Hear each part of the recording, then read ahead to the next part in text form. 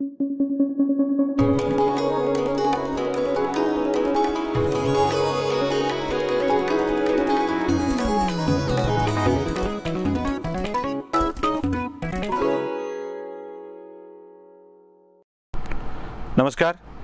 Lockdown या विषयामध्ये आपण आता बोलणार आहोत. 10 तारखेपासून औरंगाबादला पुन्हा एकदा 100% लॉकडाऊन करायचा असा विचार चालू आहे आणि प्रशासन त्यासंबंधी चर्चा करत आहे. औरंगाबादची एकूण लोकसंख्या आहे साधारणतः 15 लाखाच्या आसपासची आणि आता 6000च्या आसपास कोरोना रुग्ण औरंगाबादमध्ये सापडलेले आहेत. तपासणी झाली नाही म्हणून आजच्या घडीला 5% लोक ही कोरोना बाधित आहेत आणि 95%ची तपासणी झाली नाही म्हणून ती अजूनही कोरोनाच्या पासून दूर आहेत. आता तपासणी झाल्यावर किती सापडतील सरसगट हा भाग वेगळा, पण आजच्या घडीला 5% औरंगाबादकर कोरोनामुळे बाधित आहेत. आता लॉकडाऊन फर्स्ट, सेकंड, थर्ड आणि त्यानंतर मिशन अनलॉक पुनश्च हरिओम या सगळ्या साधारणतः 24 मार्चपासून ते आजच्या जुलैच्या कालखंडापर्यंत एप्रिल, मे आणि जून हे 3 पूर्ण महिने अधिक ती 4 दिवस, 5 दिवस आणि ही आताची पुढची झालेली 5-6 दिवस असं साधारणतः 3.5 महिने आपण मार्केट बंद ठेवलेलं आहे. 5% लोक बाधित झालेत आणि 95%ना ती बाधा होऊ नये यासाठीची काळजी घेतली जाते आहे. हे सगळं होत असताना काही गोष्टी प्रकर्षानं लक्षात घेणं आवश्यक आहे. म्हणजे लॉकडाऊन आवश्यक आहे की नाही ते आपल्या लक्षात येईल. लॉकडाऊन म्हणजे काय झालं आहे लॉकडाऊनमुळं? तर लॉकडाऊनमुळं भारतातले व्यवहार ठप्प झालेत, औरंगाबादचेही व्यवहार ठप्प झालेत, इंडस्ट्री बंद झाली आहे, व्यापार उदीम थंडावला आहे. याचा परिणाम म्हणून लाखो लोकांना आपला रोजगार गमवावा लागलेला आहे. हातावर पोट असणारे गरीब कामगार बेरोजगार झालेत, तर ज्यांच्या नोकऱ्या होत्या त्यांच्याही नोकऱ्या गमवाव्या लागलेल्या आहेत. जी माध्यमं म्हणजे प्रसार माध्यमं लॉकडाऊन आवश्यक आहे असं सांगतायत, त्या प्रसार माध्यमातल्या शेकडो लोकांनी आपल्या नोकऱ्या गमावलेल्या आहेत. अनेक दैनिकांनी आपल्या आवृत्त्या बंद केल्यात, अनेक चॅनल्सनी आपले ऑफिस बंद केलेत, अनेक जणांनी आपल्या कर्मचाऱ्यांमध्ये कपात केली आहे किंवा राहिलेल्या कर्मचाऱ्यांच्या पगारामध्ये कपात केलेली आहे. शेकडो लोकांना घरचा रस्ता दाखवलेला आहे. एकूणच बेरोजगारीची कुऱ्हाड आणणारा हा लॉकडाऊन, या लॉकडाऊनमुळं खरंच कोरोनावर नियंत्रण आलंय का हा विचार पहिल्यांदा केला पाहिजे. जेव्हा भारतामध्ये लॉकडाऊनची घोषणा झाली, पहिला दिवस हा आपला जनता कर्फ्यूचा होता, माननीय प्रधानमंत्र्यांच्या आदेशावरून विनंतीवरून केलेला, आणि दुसरं त्यानंतर हा नियम होता सरसकट लॉकडाऊनचा म्हणजे कंप्लीट बंद अशी स्थिती होती. ज्या दिवशी आपल्या देशामध्ये लॉकडाऊनला सुरुवात झाली त्या दिवशी देशातली रुग्णसंख्या किती होती, महाराष्ट्रातली रुग्णसंख्या किती होती ह्याचा पहिल्यांदा अभ्यास केला पाहिजे. लॉकडाऊनच्या पहिल्या दिवशी संपूर्ण भारतामध्ये केवळ 74 कोरोनाबाधित रुग्ण सापडले होते, तर एका माणसाचा कोरोनामुळे मृत्यू झालेला होता. महाराष्ट्रातली ही संख्या 10 रुग्णांची होती आणि महाराष्ट्रामध्ये मृत्यू झालेला नव्हता. पहिल्या दिवशी म्हणजे लॉकडाऊन घोषित करण्याच्या पहिल्या दिवशी भारतामध्ये जवळपास 1987 चाचण्या झाल्या होत्या, तर महाराष्ट्रामध्ये ही संख्या फक्त 666 चाचण्या एवढी होती. म्हणजे चाचण्यांचंही प्रमाण अत्यल्प होतं आणि बाधितांचं प्रमाणही अत्यल्प होतं. आता बघा अनलॉकच्या पहिल्या दिवशी काय घडलंय. अनलॉकच्या पहिल्या दिवशी भारतामध्ये 7,723 ही संख्या वाढलेली आहे. म्हणजे एकूण नाही सांगायलो मी, पहिल्या दिवशी वाढलेली संख्या सांगतोय. 7,723 एवढे पहिले रुग्ण अनलॉकच्या पहिल्या दिवशी अनलॉकच्या दिवशी देशामध्ये उघड झालेले आहेत. त्या दिवशी 234 लोकांचा मृत्यू झाला आहे. मी हे जाणीवपूर्वक सांगतोय. अनलॉकच्या पहिल्या दिवशी एका दिवसामध्ये आपल्या देशभरात 7,723 रुग्ण सापडलेत, तर 234 लोकांचा मृत्यू झाला आहे. 24 मार्च ते जूनचे पहिली तारीख इथपर्यंत अनलॉक घोषित करेपर्यंत देशामध्ये 7,000 रुग्ण एकाच दिवशी वाढलेले होते, जे लॉकडाऊनच्या पहिल्या दिवशी ती संख्या 74 होती. अनलॉकच्या पहिल्या दिवशी सापडलेली संख्या 7,000च्या वर होती. किती पट वाढलाय, काय फायदा झालाय? त्या 2, 2.5, 3 महिन्याच्या लॉकडाऊनचा काय इफेक्ट झाला याचा विचार लोकांनी करावा. महाराष्ट्रामध्ये एकाच दिवशी अनलॉक केलेल्या दिवशी 2,358, देशामध्ये 7,000 तर महाराष्ट्रामध्ये 2,358 रुग्ण वाढलेले आहेत आणि त्याच दिवशी 100 जणांचा मृत्यू झालेला आहे. ही आकडेवारी ऐकताना बघताना फार वाईट वाटतं, काहीतरी बोजड वाटतं की हा काहीतरी वेगळं सांगतोय. संपूर्णतः देश लॉकडाऊन करून जर महाराष्ट्रातली संख्या 2,25,000पेक्षा अधिक वाढणार असेल, देशाची संख्या 7,000 7,500च्या पुढे वाढणार असेल, तर त्या लॉकडाऊनचा उपयोग काय झाला होता हा प्रश्न आपल्या सगळ्यांच्या समोर येतो. या दिवशी भारतामध्ये 1,01,80 चाचण्या झाल्या होत्या, तर महाराष्ट्रामध्ये 9,167 चाचण्या त्या दिवशी करण्यात आल्या होत्या. चाचण्या वाढल्यात, कोरोनाबाधितांचं प्रमाण वाढलंय, लॉकडाऊन असतानाही, लोकांचा संपर्क नसतानाही. लॉकडाऊनचा पहिला दिवस आणि अनलॉकचा पहिला दिवस या 2 दिवसामध्ये जर आपण विचार केला तर देशामध्ये ही संख्या 100 पट वाढली आहे आणि महाराष्ट्रात 200 पट वाढली आहे. म्हणजे लॉकडाऊनचा तसा फायदा कुठे आकड्यांच्या कमी होण्यामध्ये झालेला दिसत नाही आहे. उलट घडलंय काय, तर अनेकांचे रोजगार गेलेत, अनेकांचे धंदे बसलेत, अनेकांच्या आयुष्याचं मातेरं झालंय, वाटोळं झालंय. जे कोणी मंडळी कडक लॉकडाऊनची समर्थक आहेत त्यांच्यासाठी हे आकडे देतोय. अर्थात लॉकडाऊन करावं की नाही करावं, यद्यपि शुद्धम लोकविरुद्धम ना करणीयम ना चरणीयम म्हणतात. म्हणजे जरी ते आपल्या मनातले भाव खरे असले तरी ते लोकांच्या विरुद्ध असतील तरी करू नयेत आणि बोलू नयेत असं म्हटलं जातं. तसं आहे हे सगळं की लोकांना लॉकडाऊन हवाय, राजकीय व्यक्तींना लॉकडाऊन हवाय, पण आकडे मात्र काहीतरी वेगळंच सांगतायत की लॉकडाऊनचा परिणाम होताना दिसत नाही आहे. लॉकडाऊन संपुष्टात आल्यावर तर अक्षरशः संख्या प्रचंड मोठी वाढतेच आहे आणि हे आपण सगळ्यांनी गृहीत धरलेलं आहे. अशा स्थितीमध्ये लॉकडाऊन करण्याचा विचार आपण करत राहणं आणि तो राबवत राहणं हे कितपत फायदेशीर ठरणार आहे.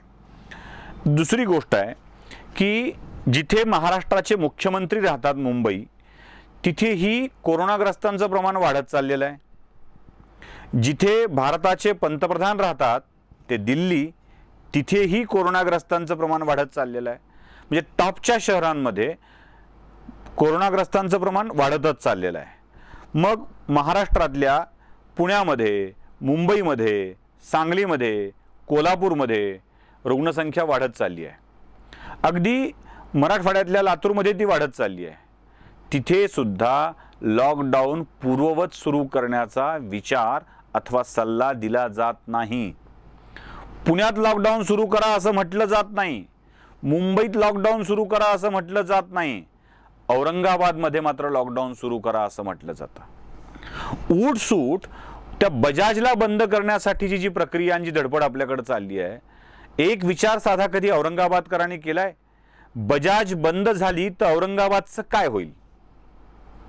कंगाल, भिकारी आणि भकास औरंगाबाद बजाज बंद झाल्यावर आपल्याला अनुभवावं लागेल. सोलापुरातल्या सूतगिरण्या बंद झाल्यावर सोलापूरची जी अवस्था झाली आहे ना, ती अवस्था औरंगाबादची व्हायला 1 वर्षाचा कालावधी सुद्धा लागणार नाही. एवढं औरंगाबादचं, बजाजचं महत्त्व औरंगाबादच्या ह्याच्या विश्वामध्ये आहे, उद्योगाच्या विश्वामध्ये आहे.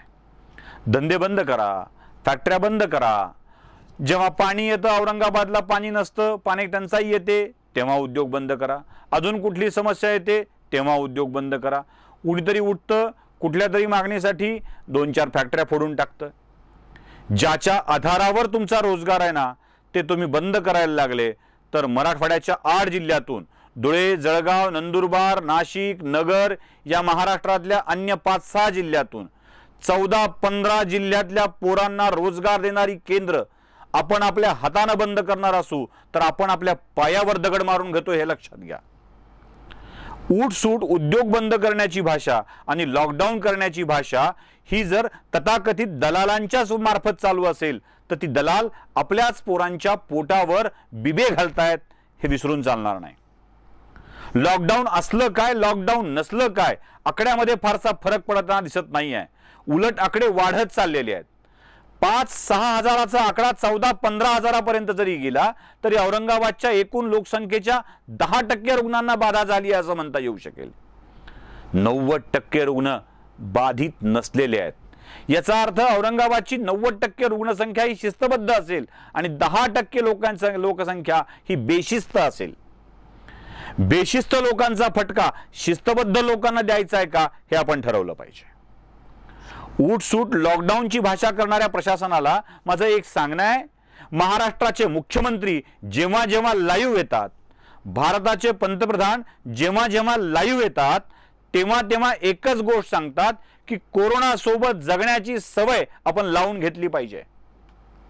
जर कोरोना सोबत जगण्याची सवय लावून घेतली पाहिजे असं देशाचे राज्याचे संवैधानिक प्रमुख सांगत असतील तर आमच्या प्रशासनाला ही सवय लावून घेण्यामध्ये आणि त्याचा मुकाबला करण्यामध्ये अडचण कुठली आहे तेच समजत नाहीये। लॉकडाऊन केलं, लोक घरात बसवली, धंदे बंद केले, लोकांचे कामं बंद झाले म्हणजे कोरोना आटोक्यात येणार आहे का? किती हास्यास्पद गोष्ट आहे ही। रात्री 7 ते सकाळी 7 वाजेपर्यंत आपल्याकडे संचारबंदी का? कोरोना रात्रपाळी करतो आणि दिवसा झोपतो। कोरोनाला रात्री दिसतं सकाळी दिसत नाही। उठसूट त्या मास्कच्या नावाखाली जी विक्री रस्त्यावर चालली आहे त्या विक्रीला कोण प्रतिबंध घालणार आहे? कोणीतरी मास्क येतो, घालतो, ट्रायल करतो, ठेवून देतो, तोच मास्क पुन्हा विक्रीला मिळतो। आपल्याकडं ज्या ज्या ठिकाणी म्हणून गर्दी होते त्या त्या ठिकाणावर नियंत्रण ठेवण्याची प्रक्रिया होते का? अधिकाधिक चाचण्या होत आहेत का? चाचण्यांचं प्रमाण किती आहे? उपचाराचं प्रमाण कसं आहे? त्याच्यावरती खर्च कुठं होतोय, कोण करतोय आणि तो खतकारणी लागतोय का याचा विचार कोणीच करत नाहीये। मनपाला क्वारंटाईन सेंटरवरती जेवण द्यायचा खर्च किती याचा विचार करावा लागतोय। एखाद्या ठिकाणी जर वस्ती बंद करायची असेल, कंटेनमेंट झोन करायचा असेल तर त्यासाठी लागणारे पत्रे, बल्ल्या, दोऱ्या याचा खर्च किती असावा आणि त्यात आपलं पर्सेंटेज काय याचा विचार जर प्रशासन करणार असेल तर कोरोना नियंत्रित नाही होणार। कोरोना ही अनियंत्रितरित्या वाढेल आणि हे काम करणाऱ्या लोकांची अपसंपदा सुद्धा अनियंत्रितरित्या वाढेल।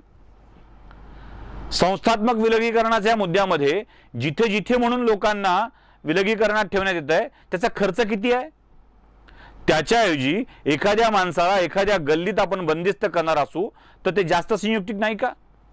एखाद्या कार्यालयात तुम्हाला जर कोरोना बाधित सापडला, एखाद्या गल्लीत सापडला, तुम्ही गल्ली सील करता। अनेक कार्यालयामध्ये कोरोना बाधित 4, 5, 6 रुग्ण सापडलेली आहेत, त्या कार्यालयांना तुम्ही बंदिस्त केलंय का? किती कार्यालय सुरूच ठेवायची? अशी अनेक उदाहरणं आहेत की वेगवेगळ्या औरंगाबादच्या कार्यालयात काम करणाऱ्या माणसांना कोरोना बाधित झाल्यावर सुद्धा त्या कार्यालयाची कामकाज नियमितपणे सुरू आहे।